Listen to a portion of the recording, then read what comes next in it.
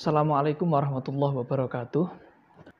Selama ini kita mungkin merasa asing dengan hukum kewarisan Islam atau yang disebut dengan mawaris atau faraid. Kita mungkin lebih kenal dengan hukum perdata, kewarisan secara perdata, kemudian kewarisan secara adat. Padahal ketentuan waris itu termasuk di antara syariat Allah yang diterangkan secara rinci di dalam Al-Quran. Dan juga diterangkan dalam banyak hadis Rasulullah SAW. Ini menunjukkan bahwa kewarisan ini merupakan sesuatu yang sangat urgent, sangat perlu diperhatikan dan harus dilaksanakan oleh setiap orang Islam. Nah, di surat An-Nisa misalnya, mulai dari ayat 11, 12, itu detail sekali menjelaskan tentang ketentuan warisan.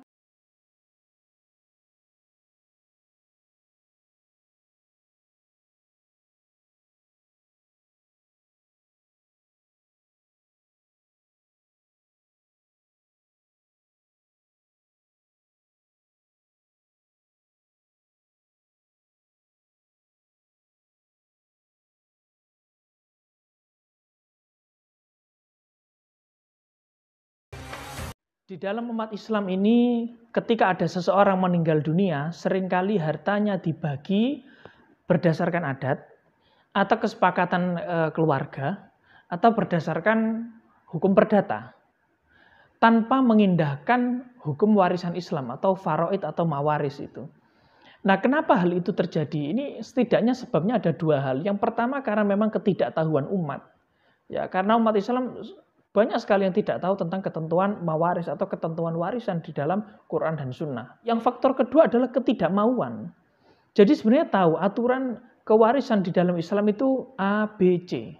Tetapi dia tidak mau karena merasa kita biasanya nggak pakai itu kok. Kita pakai hukum adat, kita pakai hukum perdata. Ya, sehingga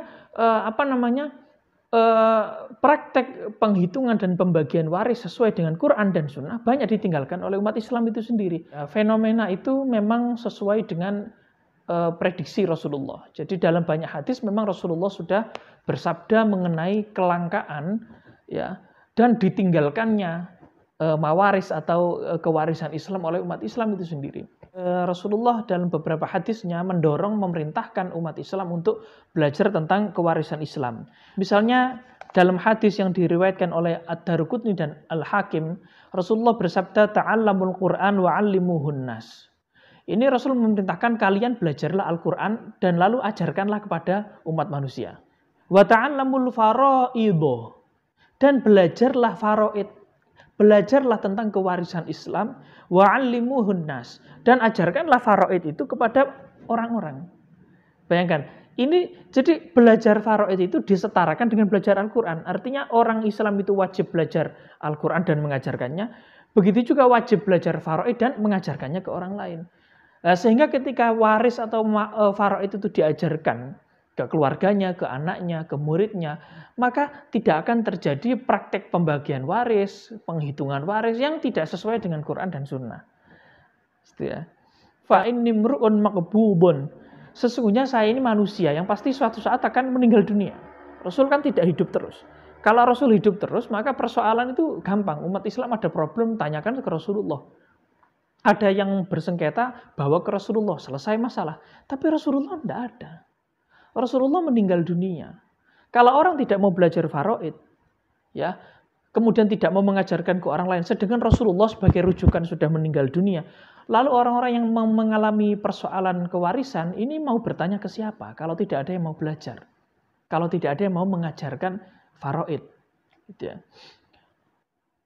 Wa innal ilma sayuqbad. Sesungguhnya ilmu ini, ilmu tentang kewarisan, ilmu faraid ini akan dicabut.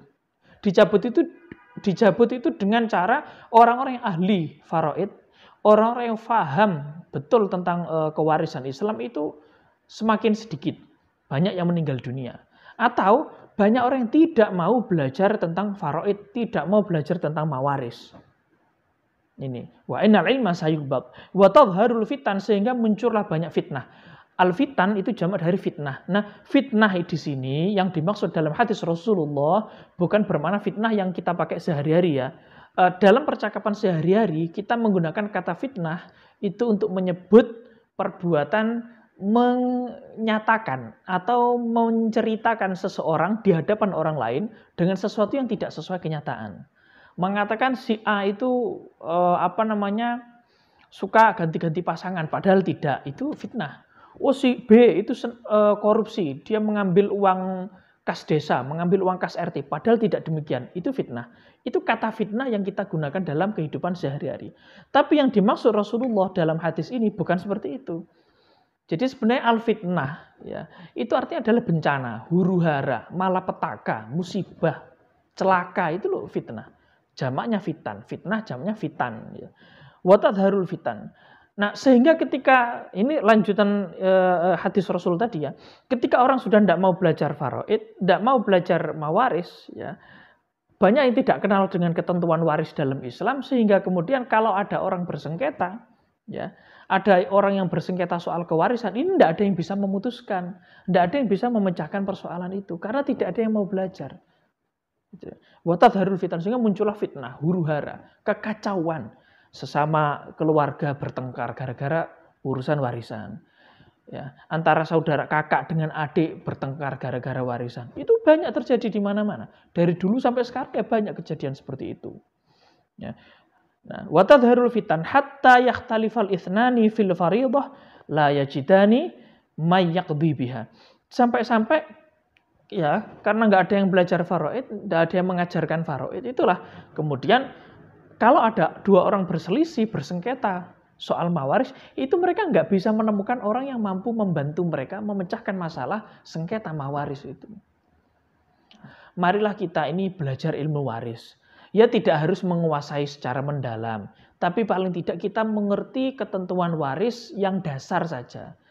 Ya paling tidak kita memahami ketentuan warisan sebagaimana dijelaskan secara detail di dalam Al-Quran, ke dalam hadis-hadis Rasulullah SAW itu. Walaupun kita tidak harus mengerti tentang mawaris atau farid itu sampai yang mendalam, masalah-masalah yang sulit-sulit, enggak. Setidaknya kita dapat menghitung sendiri, ya kalau ada anggota keluarga kita yang meninggal, kita sendiri dapat menentukan, oh ini ahli warisnya, oh ini ahli waris, oh ini tidak. Oh ini ahli waris yang berhak menerima, oh ini ahli waris yang mahjub atau terhijab. Oh yang ini si A bagiannya ini, yang B bagiannya ini, si C bagiannya ini. Minimal kita tahu. Itu yang terpenting. Jadi ya tidak harus kita belajar mawaris sampai yang detail, sampai perbedaan pendapat ulama yang ribet itu ya. Itu biarkan mereka para ahlinya. Tapi kita sebagai umat Islam, ya kita harus belajar lah, paling enggak ngerti lah bagiannya. Kalau suami meninggal, bagiannya istri berapa. Kalau istri meninggal, suami bagiannya berapa.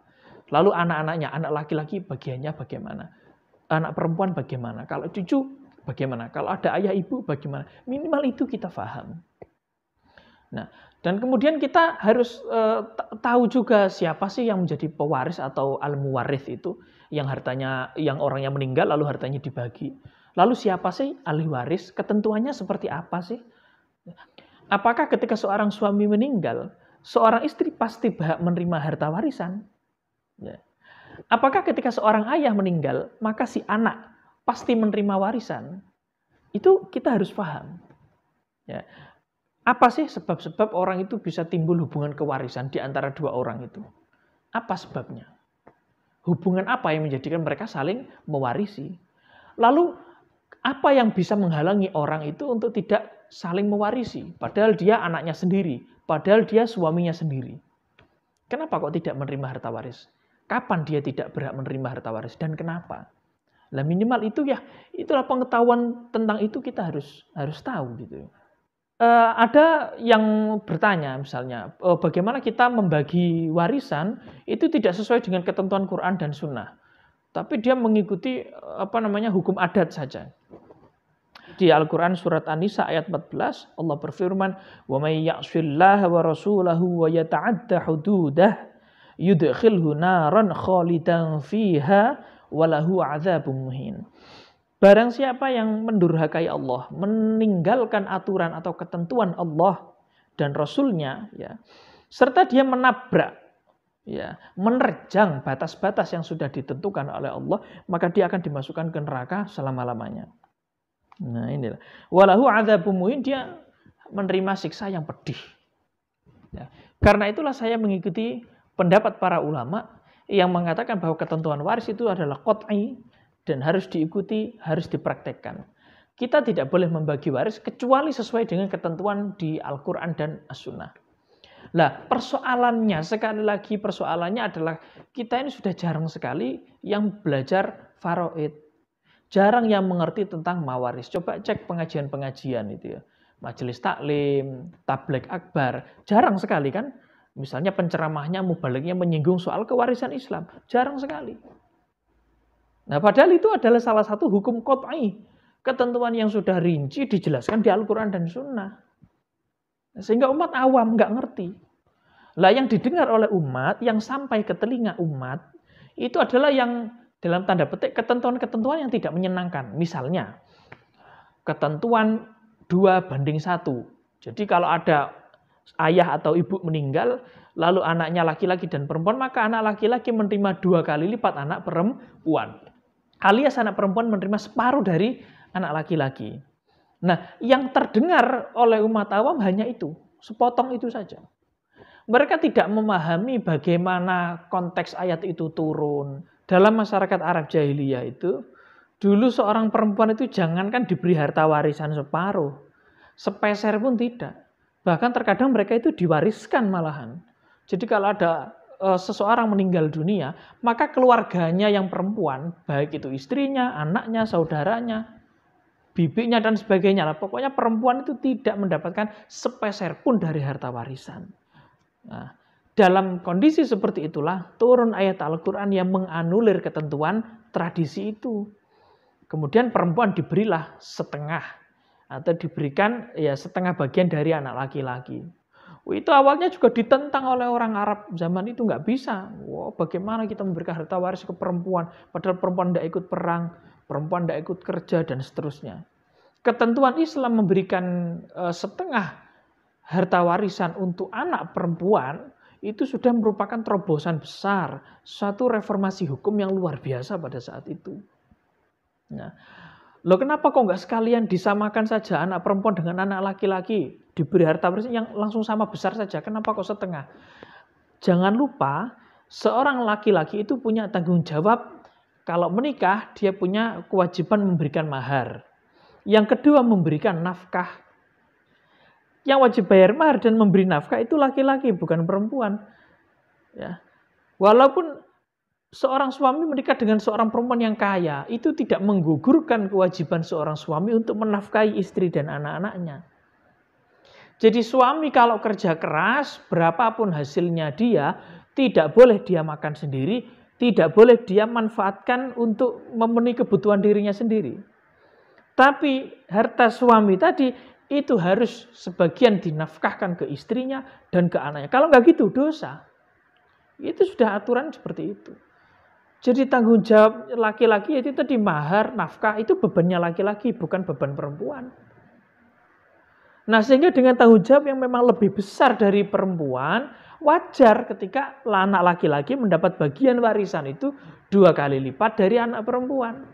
Satu contoh begini, seorang ayah meninggal, ya, seorang laki-laki meninggal, dia meninggal dunia meninggalkan istri dan 2 orang anak. 1 laki-laki, 1 perempuan. Yang anak laki-laki mendapatkan harta warisan misalnya 30 juta. Yang anak perempuan 15 juta. Karena setengahnya kan, anak perempuan 15 juta. Tapi ketika nanti menikah, si kakak laki-laki ini, dia misalnya bayar maharnya di daerah dia itu umumnya bayar mahar itu 15 juta. Ya, jadi ketika nikah, dia memberikan mahar 15 juta. Uangnya tinggal, dari warisan itu tinggal 15 juta. Sedangkan si adik yang perempuan ini, dia harta warisannya dia 15 juta. Tapi kemudian dia dilamar orang, lalu menikah. Dia mendapatkan mahar 15 juta juga. Sekarang dia punya uang 30 juta. Si kakak yang tadi asalnya 30, sekarang tinggal 15 juta. Si adik perempuan yang asalnya 15 juta, sekarang malah punya uang 30 juta. Ya. Padahal nanti setelah menikah, toh uangnya si adik perempuan utuh. Karena yang wajib bekerja menafkahi itu si suami. Nah, itu sedikit yang harus Anda pahami. Sehingga kita jangan sampai ikut-ikutan orang lain yang menuduh, oh ketentuan hukum waris Islam itu tidak adil, diskriminatif.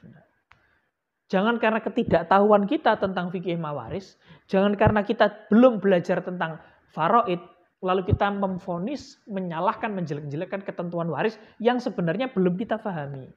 Ini jangan sampai. Ya, karena itulah kita harus belajar betul tentang fikih mawaris, kita pahami, kita praktekkan untuk keluarga kita. Jadi tidak sulit sebenarnya mempraktekkan kewarisan mawaris itu tidak sulit. Membagi waris itu tidak sulit.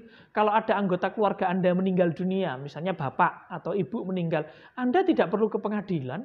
Anda tidak harus nyewa pengacara ke pengadilan bikin laporan macam-macam. Enggak. Yang penting Anda tahu bagaimana menentukan para ahli waris.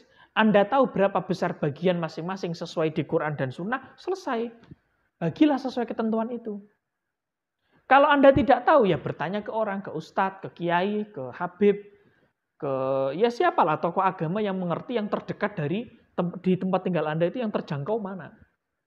Nah, sekarang malah sudah banyak aplikasi hitung waris, online maupun offline. Itu malah gampang sekali, tinggal masukkan daftar keluarga yang ada, harta yang ada berapa, sudah dibagi masing-masing berapa bagiannya bisa. Itu yang harus kita lakukan. Nah, dan yang selanjutnya yang harus kita tahu, boleh saja antara anak laki-laki anak perempuan itu mereka harta warisan dibagi sama. Boleh. Dengan catatan masing-masing ahli waris ini mengetahui bagian mereka sesungguhnya sesuai ketentuan Quran dan Sunnah. Si anak laki-laki tahu harusnya dia mendapatkan 2 kali lipat dari adiknya, adik perempuannya. Oh, misalkan ayahnya meninggalkan harta warisan 30 juta. Ya. Ahli warisnya hanya dia saja, si anak laki-laki dan anak perempuan, 2 orang saja. Oh, berarti si anak laki-laki harusnya jatahnya adalah 20 juta, si anak perempuan jatahnya 10 juta. Dia tahu itu. Tapi karena dia merasa sudah, oh saya kan sudah punya rumah, sudah haji, sudah punya bisnis yang sudah mapan lah bisnis saya. Sedangkan adik saya perempuan, oh ini masih kuliah, belum selesai. Sudahlah, dibagi sama aja lah, 30 juta langsung bagi berdua. Saya 15 juta, adik perempuan 15 juta. Boleh seperti itu. Nah kadang kita itu nggak ngerti ketentuan ini. Kita nggak ngerti alasan dibalik kenapa harus 2:1. Kita tidak tahu bahwa anak laki-laki dan anak perempuan itu boleh berdamai, boleh suluh, sehingga membagi harta waris secara sama rata. Kita tidak tahu hal itu. Lalu tiba-tiba memvonis, menghukumi, wah kewarisan Islam susah. Kewarisan Islam itu harus ke pengadilan. Kewarisan Islam itu diskriminatif. Kita ketakutan, kita anti terhadap kewarisan Islam karena ketidaktahuan kita sendiri. Karena itulah ayolah kita ini mengamalkan hadis Rasulullah, ta'allamul faraid, belajarlah ilmu faraid, belajarlah ilmu mawaris, supaya kita tidak bingung, supaya kita tahu solusi pemecahan ketika di keluarga kita terjadi persoalan kewarisan. Saya kira itu dulu yang bisa saya sampaikan. Banyak kekurangan dalam penyampaian saya. Semoga kita semua menjadi orang-orang yang paham dasar-dasar fikih mawaris dan mau serta mampu menerapkannya di kehidupan kita, di kehidupan keluarga kita, di kehidupan masyarakat kita. Demikian kurang lebihnya, mohon maaf. Assalamualaikum warahmatullahi wabarakatuh.